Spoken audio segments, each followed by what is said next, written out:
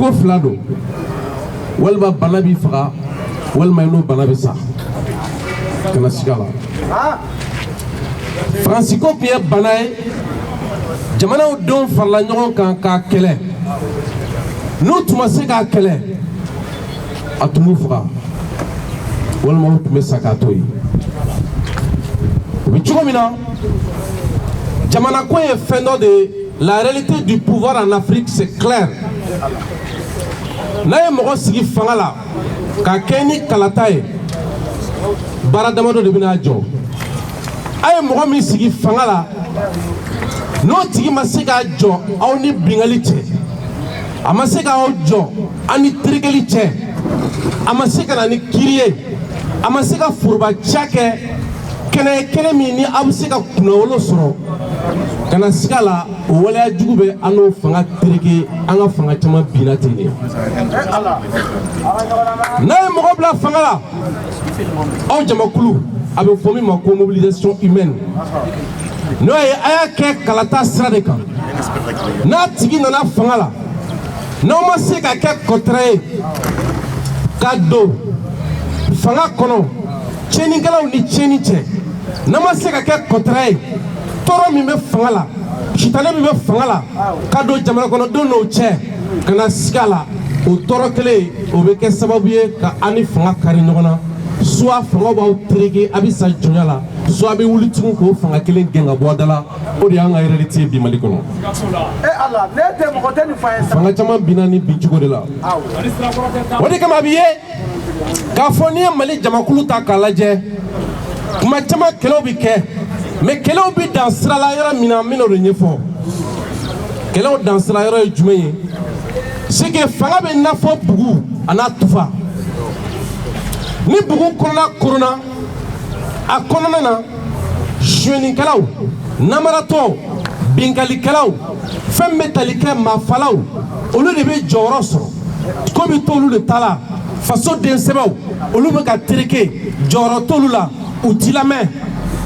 Ni aw wulila k'aw jɔ a dɔ la k'a bɛ o bugu falen, bugu falenni bɛ daminɛ a tufa la. N'a ye tufa jigin k'a fɔ a bɛna kogo waraka yasa ka bugu fɛrɛ ka denjugu gɛn ka bɔ a kɔnɔ walima k'olu minɛ k'olu bila bɛrɛ lɔ. A bɛna ni tufa min ye n'o tufa ko k'ale ko k'a bɛ kogo fɛrɛ ko bugu kogo bɛ bonya ale ma kana siga la aw ma taa yɔrɔ si fɔlɔ. O ye an ka fangaw bɛ jɔ nin yɔrɔ de la, c'est-à-dire que bugu tufa bɛ falen mais n'a sera kogo warakali ma i bɛna kumaw dɔn mais n'o ye nangarabaya kumaw ye. N'a y'a waraka k'a bonya a bɛ sɔn ka bonya anw sen ma, a bɛ sɔn ka bonya anw bolo ma, donc a bɛ to bugu kelen in kɔnɔ yen. An bɛ tila ka kule tugun ka tufa wɛrɛ sigi a kunna. Cɛ dɔ kɛra an ka bɔ o kɔnɔ an kana ɲɔgɔn nɛgɛ.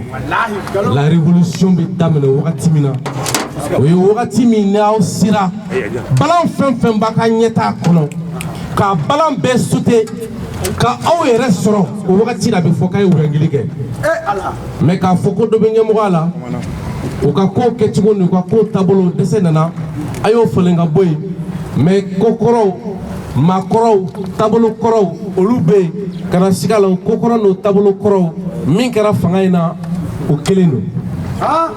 Kana siga la. Donc min fɔ kun jumɛn na o de ye san 2000 ni san 13 Maliyɛnw wulila u kulu caman u ye fanga di Ibrim Boubacar Keïta ma. Minnu wulila ka fanga d'a ma olu ma sɔn k'u jɔ pour que Ibrim Boubacar Keïta ka taa u ɲɛna sira fɛ.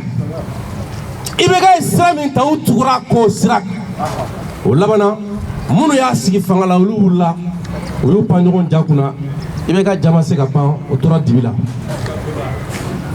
O bɛ cogo min na mission min bɛ yɛrɛ wolo bolo bi o ye a yira k'a fɔ ko jangɔrɔw bɛ yen majɛw bɛ yen dɛsɛw bɛ yen mais dɛsɛ minnu bɛ yen c'est des forces minnu bɛ yen qui sont des forces du mal. Ni yɛrɛ wolo ser'u la jamana bɛ mara yɛrɛ wolo ka kuntilenna n'o ye jamana kɔnɔdenw ye mais n'a ma s'u la jamana bɛ kɛ o tiɲɛnikɛlaw sɛgɛw ye u bɛ jamana kɔnɔdenw tereke. C'est ça la réalité du pouvoir. Oui fanga y'o de. Donc an bɛ mun fɔ nin yɔrɔ la dɔrɔn o de ye a maloya t'an na a complexe tauna k'a fɔ don dɔ kɛlɛ bɛ sɔn ka wuli jamana in kɔnɔ yan kɛlɛ min bɛ kɛ jamanadenw mago bɛɛ tiɲɛnikɛla minnu ka bila bɛrɛ la ou bien dangakari tiɲɛni minnu na jamana ka fanga bɛ sɔn ka taa ka don jamanadenw n'o kɛlɛ cɛ wa o kɛlɛ maloya t'an na dɛ ka sababu kɛ Musa min n'o bɔra kuma na sisan o y'a to fanga dɔ de kɔnɔ a dilima yɔrɔ la k'a jɔ ni nin kumakan kelen ye a bɔra ka min fɔ sisan bi ni maa bɛ se k'a fɔ ko maa bɛ fanga la jamana kɔnɔ i bɛ se k'a fɔ ko bi ko yɛrɛwolo fana bɛ fanga la mais o n'a ta o ta yɛrɛwolo tulo bɛ jamanadenw kulo kan na kiirijugu bolo marokojugu bolo bɛnsɛnkɔniya bolo sisan sɛnɛ bɛ a wagati 12 fili la n'i donna jɛma mara kɔnɔ sɛnɛkɛlaw mɛlɛlen k'u datugu kaso la kiirijugu a sababu sɛnɛ ti kɛ kiiri ti ban san 25 n'i donna fana n'i donna Segu an bɔra samedi don an kɔrɔ fɛn bɛ tali kɛ Sikaso Watɛnibugu ni gɛlɛya kelen de bɛ yen dugukoloko mankan a kiiri ti ban san 25 bɛ kiiri la sɛnɛkɛla san 25 tɛ sɛnɛ la caman banna o b'a yira ko hali bi ko tiɲɛnikɛlaw ils sont là tapis dans l'ombre dans un silence coupable ils sont en train de vaquer à leur mission et cette mission il faut qu'on l'arrête.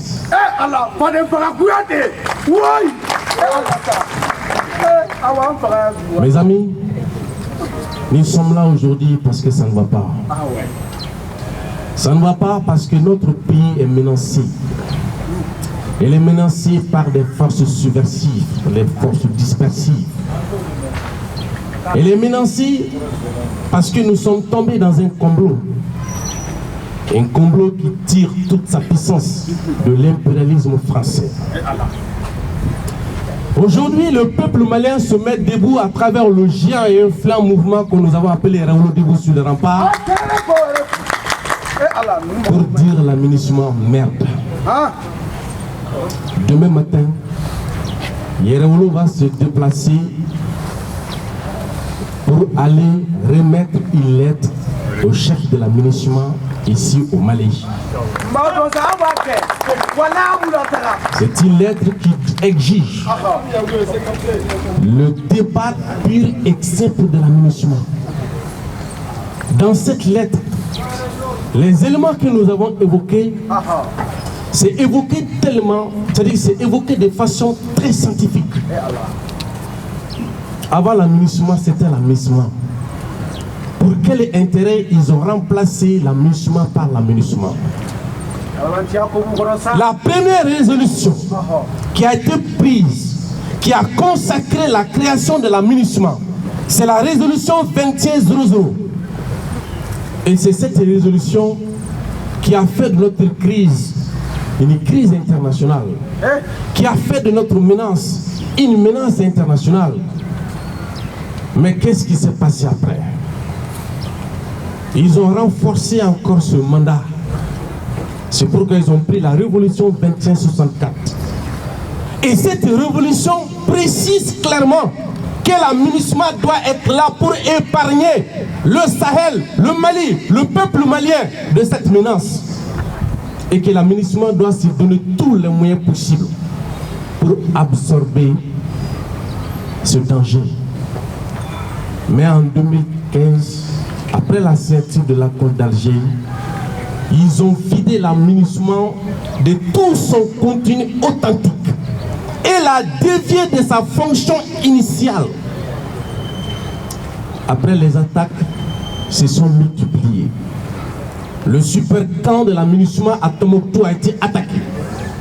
Le 14 avril 2000, le 14 avril, je crois bien, c'était le 14 avril 2018. Ils ont attaqué le camp de l'aménagement à Sévaré. L'aménagement a cherché à se refuser ici à Bamako. Le peuple a dit non lorsqu'ils étaient venus pour s'installer à Badalabogo. Oui, le G5 Sahel. Le G5 Sahel à Sévaré. Donc c'est pour vous préciser que c'est des forces obsolètes, des forces qui ne peuvent même pas se protéger elles-mêmes. Pour se protéger, il faut qu'elle cherche à se refuser au plein cœur de nos différentes capitales. Et qu'est-ce qui se passe après? Aujourd'hui, nous avons l'aménagement tout près de notre aéroport international Modibo Keïta à Sénou. Et à la grande surprise de tout le monde, il y a des mercenaires qui pointent à l'horizon. Donc, nous, Kumbora Aéroport, nous devons tout caser pour voir un peu le plan machiavélique qui peut planifier contre notre pays.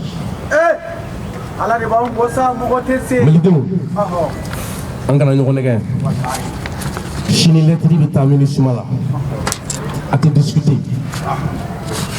Yere wolo kono si faut tere à te tere asa. Bawo ibeka min no ya betche anga fola. Allah. Yere wolo ko ibeka mai joni jodena miko wani joni jodena ala tako etimalo ni joni jodena sabe se kana ministre an nabi so fangala ni joni jodena ni binaki tonna kana sikala I bono yelmo ko wolum flo ba buya soro je ko no lo do dima wa yere wolo mo garanti Allah sa ala jabulu kadi bi ministre ba nga jamana ko awo fanga ka fola uno lute parce que uluka jatela munu be kele kono kele bulu kono uluko communisme kanga bara mi ke ka bana ko ke okera fanga na ira ka fo sisan na bi toya ekma laini ba ombolo o laini aboluta ya san na fam sika kaula ya ha wakati kile jamana kono do mala ta banga jamana kono unde eta na sa wallahi wakati kila me munye ministre ba ka toli anga jamana kono ko la kurani sankili si ça ini jamana kono donte ini kele chawte kele dagako ini jamana sanfe lege te iye mana minta iyo ta ire kunkele jema keno fine iba on feya ko flado non desere laiti descend ayang na sikula parce que kele dunan jatigitani dunan jatigita ori do wolo ko suri abana donc am yoron mi ne ko bi aya ka fo janfa poraro jume onana ko on tese encore donima kabi 2012 ko engaloy kabola kana yere sura fo 600 o kuma mun ka fango a bengalo we mini misma boy karani minisma anta kundo mais résolution folo munta no e minisma créé o ya ira ka fo ko ben kanga soro mali kono ko baw cheni mi yeshinu mali makanya shinu no jiebe ma o ya soro mi kelela kuma nunu kun fo ko ye ka on ka kele geleya ka on dessin parce que o be ka kuma ba munu fo abito hakili fegen ko hakili kono ola olu be miri ka fo ko nafa dobula u ka toya akuma be fogun ku juste pour que kanga kele chedi ko o kla kana résolution dans ta tour 61 et 21 64 aux résolutions de Kono na ira ka foko che de mekanga bon sera perfait ka dankari jugula mali kono wa o résolution min tara o de kara manda yele mali folo ministre kono mana yele mali folo kara udi parce que asro mo no fu murtilendo letiri min sebendo ayni bede dawzana kono si fami ka munye aw ya ban ka fo kati cheningala kele ka fo kami kele min kono ko kele cheningala baraka ka bo u be ka yoro munu mine ku sigino e aw na sigi cheningala chela ka kala ka fo katu kele e kuma ka la yini jume wakati kele munu ka fo communisme no e Nations Unies ka kele bulu mi sigi senga ko ami fagali baraka boyana ko antaye fagali baraka boyana mami me ka ofra auti ka nyini kata soro jien sebe bawe ka nyini ko dankaro tigila ko fo obna ka mission ke munye no ya aka barake munye o de auti se tru kata jugu nyini mo chela ka jugu boy ka dankaro la fo 600 ni kele wulila shu chela au bina ka be enquête ke no ya ka rapport fourni ka yini shu chela ka do san jonu ko cheningala jonte cheningala après rapport colonde ko ka mission ke au tisse ka nyelema lakana ko ka la yini ke au tisse ka cheningala bali mais ko la yini la ke mune 600 kɛlɛ kɔnɔ k'a ɲini k'a dɔn jɔn sago ɲɛna jɔn sago ma ɲɛ e teri cogo di. Et ça ne marche pas. Donc an bɛ don min i ko bi MINUSMA ye min kɛ Côte d'Ivoire n'o ye France Nations Unies ka kɛlɛbolo min tun bɛ Côte d'Ivoire ONUSI u ye tiɲɛni min kɛ yen u ka élection kɔnɔ a kɛra u ɲɛna yan an y'a kɛlɛ kɛ k'an to yan. RDC o sénateur o y'a kanbɔ ko MONUSCO ko k'a ka koso kuru ka b'u ka jamana kɔnɔ. Modibo Keyita ka ɲɛnamaya kɔnɔ a y'o kɛlɛ kɛ. Donc an minnu ma jɛn ni MINUSMA ka nali ye an minnu ko ko n'u nana u bɛna kɛlɛ de juguya u bɛna mɔgɔw bila ɲɔgɔn na u bɛna ni bɛnsɛnkɔniya de ye bi o tiɲɛ bɛ bangenen MINUSMA sɛmɛyɔrɔ ye Faransi ye parce que c'est une fabrication de la France a sɛmɛyɔrɔ ye min ye o gɛnna o MINUSMA bɛ an ka jamana kɔnɔ bi jamana caman b'a kɔnɔ o jamana minnu b'a kɔnɔ Égypte y'a jira k'a fɔ ko taabolo dɔ bɛ yen nɔ o ma diya olu b'u yɛrɛ ta bi an bɛ k'an yɛrɛ sɔrɔ min kɔnɔ o MINUSMA dɛsɛlen ko sisan ko an bɛna MINUSMA ko traiter avec le dos de la cuillère. Voilà pourquoi nous demandons au chef de la MINUSMA de faire extrêmement attention. Parce que le peuple malien a compris que seule la résistance peut nous amener à bout de nos ennemis. Et que nous avons des partenaires qui ont des agendas cachés. Par contre, Yerawolo debout sur le rempart en tant qu'un mouvement panafricaniste a pour l'heure une mission principale. C'est clair, c'est de faire de Mali un havre de paix. Dans ce cas, toutes les forces qui s'adonnent à des pratiques insalubres, tendant à raviver la paix, tendant à entretenir les clivages ethniques, tendant à monter les communautés les unes contre les autres, ce sont des forces ennemies que Yerawolo va dégainer de tout son poids pour les faire bouder hors de nos frontières. C'est pourquoi demain, MINUSMA va aller trisson. Président Sini, nous quand on a mis le bébé là dans les a. Kabalebi gauche. Bi. Nalasu. Sanko ni Samia Chuguni alibi kibara ni makono Chugokam. Ni kalo clé muga ani konoton ne jouer kalo clé muga ani konoton. Premier palais de la culture. Ultimatum mi la ta di MINUSMA maye.